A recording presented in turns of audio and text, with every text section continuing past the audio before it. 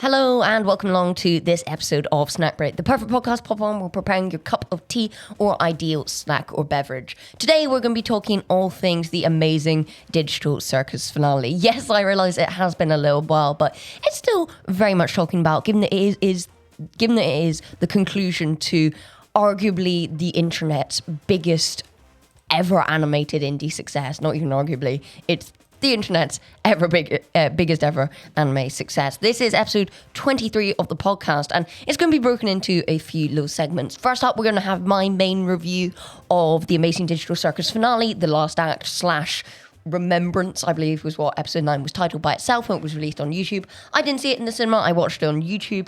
So you've got to kick off the episode, I've got my little review of that, which is basically just what I put on Letterboxd.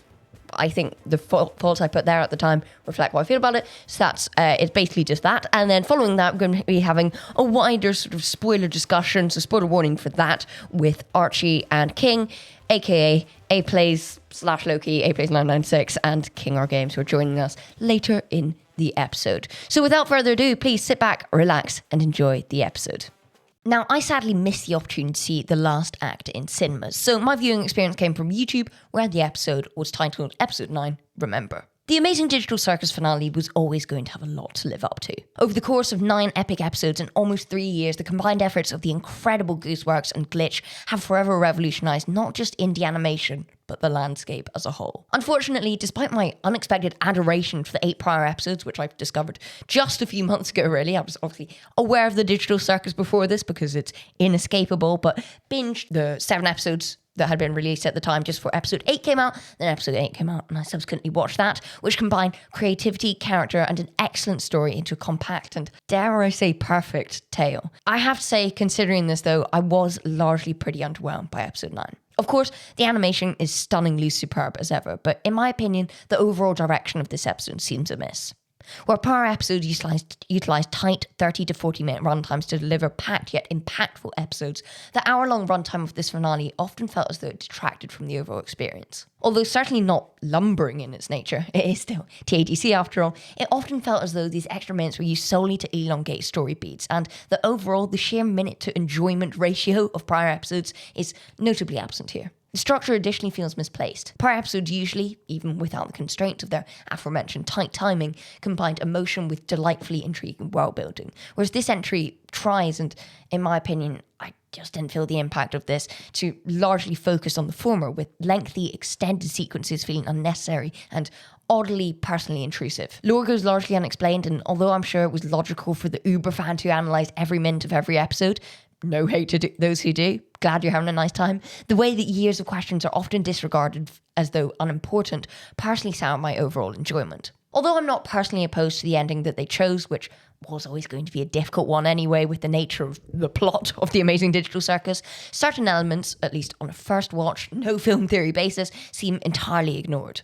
It felt as though I'd been given, for example, the WandaVision finale, but instead of answering 8 episodes of mysteries, I'd simply been given extended studies on the protagonist's backstories and character development. This was, of course, necessary to a degree, and I would have been equally disappointed had it not been there at all, but the over-reliance on these points significantly detracted from my personal enjoyment of the episode. Of course, it's not without its shining positives. The animation is absolutely incredible as ever, and as much as the overemphasis of certain characters was a drawback for me, the way in which Gooseworx wraps up many of the individual characters' arcs is impeccable. Overall, I personally found the last act to be a flawed finale for a 5-star show. Although many of the best features from prior episodes are very much present, the emphasis on certain points and complete ignorance of others, combined with lacking reward for a longer runtime, led to what I found to be a disappointing finale overall. Regardless though, TADC will always stand as one of the great shows in my mind. However, although I do hope I'll warm to this episode on a rewatch, I equally think I may experience a lingering dissatisfaction with the finale, despite my immense gratitude and admiration for the genius of Glitch and Gooseworx and their revolutionising of the indie animation space. So guys, the TADC finale, The Amazing Digital Circus, Episode 9, Remember, otherwise known as The Amazing Digital Circus, the last act, dropped officially on YouTube just under 24 hours ago, we have all now watched the episode. You guys watched it as it released, and I watched it. I watched it middle of the day. I've already posted a Letterboxd review, but this is the first time I've properly spoken to anybody else about the finale. So I guess we should start off with, what did you guys think? Where do I start? That's never a good sign. Can we just say it wasn't exactly the best finale? No. No. And I had already seen all the leaks on Twitter. Okay, bizarrely, I managed to avoid all spoilers. I don't mean to be all smug about that, but I don't know how I did it. I just saw nothing, well, through a variety of good Twitter mutes, but yeah, I didn't get any spoilers, which really surprised me. I'd expected the cinema showing to be, and then the leaks to be the death of that, but lo and behold, I was pretty lucky in that regard. So what would you guys give the finale out of 5? Because by this point in the episode, I will have discussed my own personal thoughts and read out my review and stuff. So I was a 3 out of 5 stars. Archie, what were you? I was gonna put it out of 10, but whatever. 3 out of 5 seems appropriate. Yeah, I did 3.5. Okay, so you're giving it more 7 out of 10. Okay. Cool. So I guess whichever of you wants to start, where were your issues with this finale? Or what were your positives with this finale as well, I suppose? Where are you sitting generally? I mean, we got a good ending, but that's my positive. We got a good ending. Did have quite a few good The animation moments. was great. The animation is always great, which was really, really good. The show's animation. I still like the character dynamics, except for Jax in this episode. And I'm a big Jax fan, by the way. Yes, I'd never had any massive issues with Jax in previously in the series. I thought he was always an integral part of the series, but that he was never really overused. As you said, I thought the animation was great, and I thought the character work was great. It was the balance of things in the and also I liked the ending. I was very happy with that ending actually, which I always knew would be a difficult one. It's like that meme where it's Danny DeVito and it's like when the amazing digital circus ends and it's Pomni standing in the real world going, wow, that really was an amazing digital circus. I was just about to touch on the fact that the spreading out of the stuff in the actual episode was kind of done poorly. Yeah, it was the balance that bothered me. How do you feel about that, Archie, if you want to expand on that slightly? Yeah, there is a huge emphasis on Jax for the first half of the episode. Mm-hmm. I've got the episode up right now. For the first 40 minutes 40 is about minutes. Jax. Yeah, it's wow. 40 minutes. They also really dropped the Jax abstraction in out of nowhere. It's just like one scene he's there, and then the next scene it's like, oh, he's abstracted. I feel like there could have been a better burn-in. And I guess it was just haha, he abstracted. I get that you want impact, but equally it just felt like I didn't even feel shocked by it. It's just like, oh, this is a thing that's happening now. Right. Yeah. We had on the VC, once the episode had ended, Gentle Murderer did say, and I agree with him, they should, if they wanted to make Jax abstract, then they should have not done it at the start of the episode, maybe rather towards the end. Normal Jax is out of commission for practically the entire episode. Mm-hmm. The whole episode was about Jax, and that's kind of my problem. The whole episode was about Jax, and present Jax was out of commission. Characters like Ragatha and Kinger, they are important, but they are definitely underutilized. They had so much missed potential in the show itself. Yeah, most definitely. I really agree with that. I think Kinger wasn't important till 8. Yes, we had Kinger's importance in 3, but that didn't become relevant till 8 came out, which is that's a long time. If any of them, I think Ragatha was really done dirty. I mean, it's initially out of nowhere the friendship of Pomni and Ragatha, which I guess that was acknowledged very much in early episodes, but was largely abandoned in episodes 7 and 8. So I felt that was a bit random. Big abandonment in my eyes. Yeah, so I thought that was a bit of a random move, I have to say. That really surprised me. We saw less of that dynamic as the show went on. Mm-hmm. And perhaps that he wanted to touch on that. It just felt a little out of place for me personally. Archie, you also said that that you really went off Jax this episode. Where did that come from? Okay, so firstly, it is the huge emphasis on Jax. It's not like I had an issue with Jax before. I thought he was actually a very good character within like the past episodes Yeah, of yeah, the show. But definitely. Yeah, yeah. this this whole finale was all about him, which I knew this was going to happen by the first look we got of the episode, which Yes. I didn't see a problem in until yet again 40 minutes of the whole episode is about Jax. Yeah. No. And I Yep. don't like the way Jax came off towards the characters Mhm. within the episode itself. Like, Congratulations, Abel. Looks like you gonna make your mark in the world. I felt that was like him going out was like going out like Right. that was like felt out of character. I find Usually his he attitude toward Reddit as very much being an asshole because he's like, I opened up and I want to pretend that never happened. There's problems there for me. I know what you mean. It was by far not my biggest issues in the episode. It's just the fact that, yeah, I can partially agree with that because it's it's not the Jax's story, although overemphasized. I think it is done quite well overall. That being said, I felt it was so overemphasized that I didn't really feel all the emotion of it. But nonetheless, I do still think it's a good story. But as you mentioned, he does come off slightly unlikable at times in this episode in his treatment of the other characters. And there's only so much you can do with regards to the backstory to where when you get to the point where he does seem to be getting outwardly, hateful towards the characters. And I understand that that was justified in some regards, but there's only so much of that I think can personally be enjoyed as a viewer. Absolutely. Another problem I had with the finale was with Kane himself.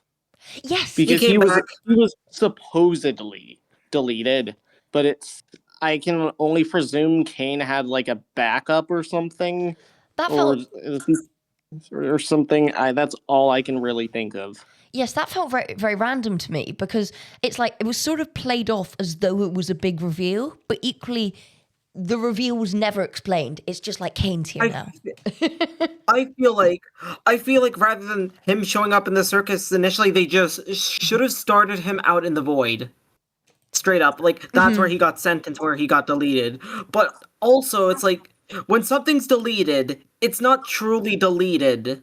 Like even on your computers, it still stays in the hard drive until it's, replaced. Yeah, I really found that personally, I really found that element sort of reflects two of my biggest issues. Well, my three biggest issues with the episode. First big issue is that instead of where previous episodes really balanced sort of lore, equally balanced lore and character development, I felt that it was particularly one-sided with this episode where you were getting one or the other at any given time. So there were quite long character monologues and it felt like the lengthy nature of the episode wasn't really put to great use and that you just had quite long character monologues at points. My other issue is the fact that certain bits of lore just aren't explained at all. It's like, Kane's back. Okay. Back. I loved Kinger at the start of the episode, but he wasn't used after like the first 10 minutes. We had a morally sane Kinger for the entire thing. It's just like, okay, so we guys aren't real, and that's all. That's what they finished. This is what we're talking about, like the underutilized characters. That's the Like thing. Zubul and Gangle, they definitely weren't gonna get too much in this episode. I mean, I think we all knew that coming in. Don't get me wrong, I was delighted that Zubul and Gangle got a happy ending because they are my favorite characters. But I like my Jax a lot, but I don't know what to think of him after episode 9. really, okay. I've always liked Who's a massive asshole towards Zubul grew on me later. Ribbit. I mean, yeah, Goose did say that Jax's unforgivable action was going to be in one of the episodes, and it only left us with 9, so I knew it was happening in 9, but I didn't expect it to be that bad. With regards, Which he directly caused 2 abstractions, by the way. yeah, I I don't think Jax's backstory is enough to it's nowhere enough to justify. I get the reaction with the backstory for his actions in 6, but not in the flashback. The way he pushed Pomni off in 6 was the exact way he did to his mother, as he mentioned. I just Yeah, which the whole Jack thing isn't a major issue for me because I do think it's a very complex one, but at the same time I wasn't particularly satisfied overall, and I'm sort of jumping about the place here because I am quite tired, but I just felt generally dissatisfied, and it felt although I wasn't annoyed with the overall ending, and why I said my main review was that I don't know if either of you have watched WandaVision, but essentially WandaVision is also 9 episodes. Very good. I've only picked Loki. I'm sorry. It's I do plan. I Shut up. promise. We'll get there eventually.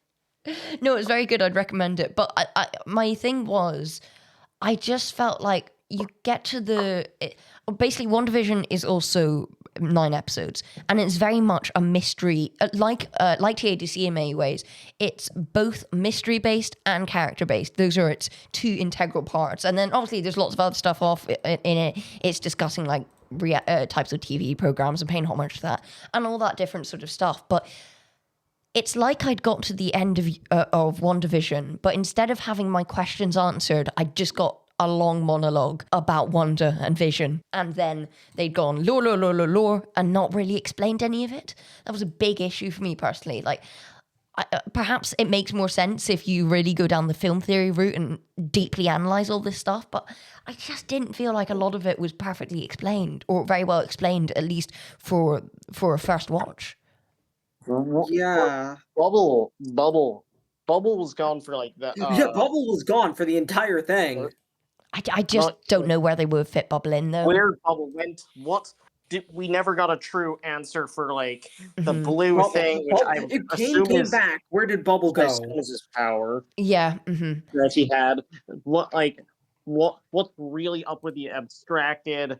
We never got a confirmation of what was with Cosmo's room as well. Yeah, we never got an answer 1. for that. I think that was because of the concept of the abstractions changing. Yeah, just him progressively rather going than crazy. being like a craze thing, like you're a crazy person when you're just before you abstract. It completely changed, especially with Queenie. Yeah, and it is sort of discussing, I suppose, like the loss of. It could be argued, I guess, that it's to do with. There's arguments that it's like connected to discussions with how mental illness can sort of lead into spirals of despair, but it still felt that within, and like I have no issues with that being discussed at all. I think that's very good. It just felt like a lot of the questions still weren't answered, and I would have liked a bit more satisfaction from this major finale. I think people, including myself, were expecting something a bit more like high stakes. I think the pacing was with 8. Yeah, I think the pacing was mid. The pacing was definitely an issue for me. But I'm talking about like the actual action and the intensity we had in episode 8. Like, yeah, for example, Kane. You were like, "Whoa, what the hell is happening in episode 8?" And then you're just left with, "Wow."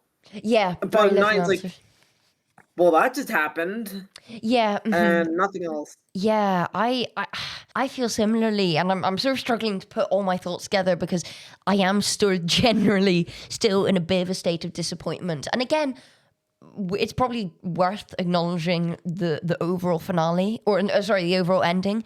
I was pretty happy with that ending. That was always going to be a difficult one with regards to whether they make it back to the real world or not. But again, I was happy that they got a happy ending in a way, but equally, it wasn't really explained why their human counterparts were still alive. Am I being stupid, or was that just not explained? No, you're not being stupid. It was explained because they're just mind scans, which, as shown off in the episode, Kane created their bodies. Yes, yeah. Based off of their mind scan. That's what happened. So they put on the headset and casually went on with their day, but their minds were scanned. That's the thing. And then Kane created them. That's what I presumed. It's just that it never felt like that was fully explained. I got the mind scan thing, but it was never like, it always felt like the series had been building up to they are trapped in these headsets, and Yeah, I that's feel what like it felt like. we've had the rug pulled slightly from underneath us. I don't They know just whether I weren't. would have preferred they escaped the circus and they were just like doing something else, and they were like, Excuse me, barging in exactly right where they here. were. Excuse me, barging in right here. Mhm. But I once I figured out it was like mind scans and stuff. I kind of just thought that, Pinger, when he first entered the circus, he just accepted that like he wasn't like the actual version of himself, and uh, which is why he didn't abstract. When he Okay. lost Queenie, he got over that, and then there was pretty much nothing left for him to lose, which is why he was still around. Oh, okay. That's what Fair I enough. thought. Yeah, pretty interesting perspective there. Yeah, were you guys happy with the ending of they all sort of they all go on and live and have a nice time in the circus? Because I did see somebody saying that like it is sort of creepy. On one hand, the digital characters are enjoying their life, and then the real counterparts are doing whatever they do. Which is But nice. it's also that is I don't feel anything for their real life like counterparts, especially Jax, We because didn't get that's like not the same we Jax only got like we have blog seen in posts the of their circus. life. We only got blog posts of their life. I would have liked to see, their actual real life counterparts interact rather than just the bus stop scene. I was happy with that. I thought that was actually quite a nicely subtle way of doing it. But I can definitely see the other side of the argument. Yeah. Particularly sure on what the ending should have been if with the direction Goose went with the ending. I'm not sure what entirely be because I can see Ben's view and then I can also see King's view. Yeah. So how would you say that this episode will inform your overall opinion of the Amazing Digital Circus? Because I Really tanked it, in my opinion. really okay because Hold on, Yeah, before that you get there, really tanked it. I thought you were gonna say that, King, but with everything that Goose has put up with, especially with her The shitty the fandom. shittiest fandom of all time. Yeah. It's worse than the FBE fandom. no Yeah, most definitely shut up, I have King, but isn't it? the utmost respect for Glitch and Gooseworx because Although the finale wasn't the best, I think we can all appreciate the show for like what it is and what Goose had made. definitely and That's what I have to say. it is you've at the end of the day it is amazing that I think it's always important that we appreciate, even though that finale might not be to our personal tastes, and that's obviously completely okay, and completely okay for us to discuss that in a respectful way. I do think it's amazing that somebody's like real passion, personal project could be executed in such a successful and well realized way and reach such massive heights. I do think that regardless of the quality of the finale, I do think that is just you've got to be impressed. Like it's amazing. It's revolutionized indie animation. Although I do have to say, TADC will probably remain in my top 3 TV series of all time, perhaps I'll change on a rewatch, but I'm not. I'm gonna have to detach the finale slightly, maybe. Yeah. I was talking with my server and we were like, next week we need to get in a VC and just talk about how we would, first of all, our, reactions to it and how we would rewrite it. And then I'd literally draw out everything. I would be willing enough to do that. Yeah. Just make A bit like, make the don't finale. promise like an something you can't animatic keep. finale. Don't promise something you can't keep, King. Oh, well, guys, unless you've got any thoughts, I think that's probably quite a good place to wrap it up. Thank you very, very much for coming on for your second snack break appearance now. Yes. Yes. I'm Very nice. surprised. I'm surprised you were the crazy one on this call, King, for the podcast. They did my boy Jax dirty. No, always lovely. I'm a Jax fan. Always lovely to chat, guys. And I've realised that's been a bit of a ramble, but they are just thoughts spilling out of our mind and are somewhat confused. Yeah, that's still fresh out of the episode. Peter So said it's kinging time, and they all looked towards the camera and said, "And together we are the amazing digital circus." it's king time. Yeah, I loved it when they all stepped out and went, "That was an amazing digital circus." Quickly before we go, I think at least the shippers will have their. I think they'll enjoy this finale. The shippers will. Yeah, they probably The will. shippers will enjoy the finale. Great, thanks guys. But That is it for this episode of Snack Break. Thank you very, very much for watching. I've been Bentigo Blue. It's been a pleasure to be joined, as always, by APlays996 and King R Games. You can go find them on YouTube is their main place, but they're also both, I think, APlays is on Blue Sky, but they mainly use Twitter as their sort of non-YouTube social media. So please go check them out there. They're both doing amazing stuff at the moment, so feel free to say hi to them. I've been Bentigo Blue. This has been a Huncapper production. We will hopefully have lots of episodes coming up in the next few weeks. Been seeing lots of great movies recently. Supergirl, Toy Story 4, Spider-Man Brand New Day, which I've sort of varying opinions on. I'm going to go see that again before... I'm the only person I know who hasn't been raving about it. I had a sort of complicated cinema experience with that one, so I'm going to go see that again before I review it properly. But point is, lots hopefully coming up in the next few weeks. So thank you very, very much for watching. See you soon. Stay safe. Have a good day. Bye-bye.